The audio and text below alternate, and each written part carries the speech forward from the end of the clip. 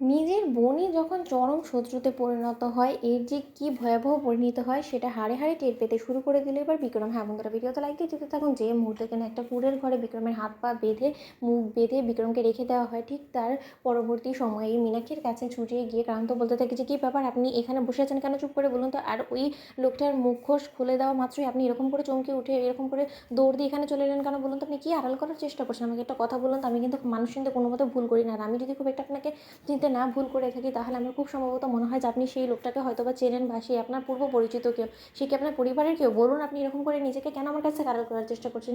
কি আপনার কানে যাচ্ছে না আমার কথা? শুনুন, আমি কিন্তু খুব ভালো করেই জানি যে আপনার আসল নাম কিন্তু নীলু। তাই আমি যদি একবার আপনার আসল নামটা ওনার কাছে গিয়ে বলি, তারপরে যদি দেখি যে ওনারও একই রিয়াকশন, তাহলে কিন্তু আমি হাতে নাতে ধরে ফেলবো। অন্যদিকে মীনাক্ষী বলতে থাকে মনে মনে যে না, কোনো মতে ক্রান্ত বাবাকে বুঝতে দেওয়া যাবে না যে যে লোকটাকে তারা তুলে নিয়ে এসেছে সে আমার দাদাভাই হয়। কারণ একবার যদি দাদাভাইয়ের আসল পরিচয়টা ক্রান্তবাবু জানতে পেরেছে, তাহলে আর কোনো মতেই সে আমাকে এখানে রাখতে যাবে না। এমনটাও হতে পারে হয়তো বা দাদাভাইয়ের সঙ্গে আমাকে সে কলকাতায় ফিরিয়ে দিতে পারে, কিন্তু সেটা কোনো মতেই করা যাবে না। কারণ এই দাদাভাই তো ছিল যে কিনা আমাকে কম অপমান অসম্মান করেনি, সে রীতিমতো রায় দিদিভাইয়ের সঙ্গে মিলে আমার জীবনটা জাহান্নাম করে তুলেছিল। তাহলে এবার যখন আমি একটা সুবর্ণ সুযোগ পেয়েছি দাদাভাইয়ের জীবনটাকে নরকে পরিণত করে দিতে, তাহলে আমি সেই সুযোগটা কী করে হাতছাড়া করতে পারি? আমাকে যে করে হোক না কেন শক্ত থাকতে হবে, এবং এবার আমি দাদাভাইকে হাড়ে হাড়ে টের পাইয়ে দিব যে আমাকে কোল ঠাসা করে, আমাকে আমার জীবনের সকল সুখ আহ্লাদ সব কিছু আমার কাছ থেকে কেড়ে নিয়ে ওরা ঠিক কতটা আমাকে খারাপ রেখেছে, ঠিক একই পরিমাণ কষ্ট যন্ত্রণা এবার আমি আমার গোটা পরিবারকে দিয়ে ওদেরকে চোখে আঙুল দিয়ে বুঝিয়ে দেবো এর যন্ত্রণাটা ঠিক কতটা।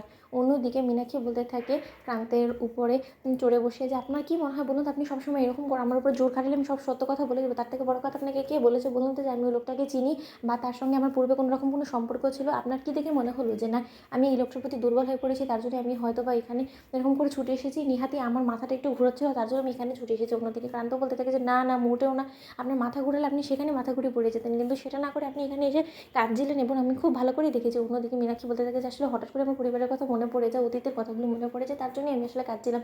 এছাড়া কোনো কিছু আপনার বিশেষ করলে করুন, হয়তো বা কোনো কিছু না। অন্যদিকে ক্রান্ত বলতে থাকে যে তাহলে ঠিক আছে, বরং যখন আপনি আমার সঙ্গে সেই কুড়ের ঘরে যান যেখানে কিনা ওই লোকটাকে হাত পা বেঁধে রাখা হয়েছে, সেখানে গিয়ে ওই লোকটার ওপরে বেধড়ক মারধর করুন, এবং ওকে অত্যাচার করে ওর মুখ থেকে আসল কথাটা বের করার চেষ্টা করুন। ওকে জিজ্ঞেস করুন গিয়ে ওর গলা টিপে ধরে যে ও কেন এই সকল অন্যায় অবিচারগুলো করলো ওই নিরীহ নিরুপায় মানুষগুলোর উপরে।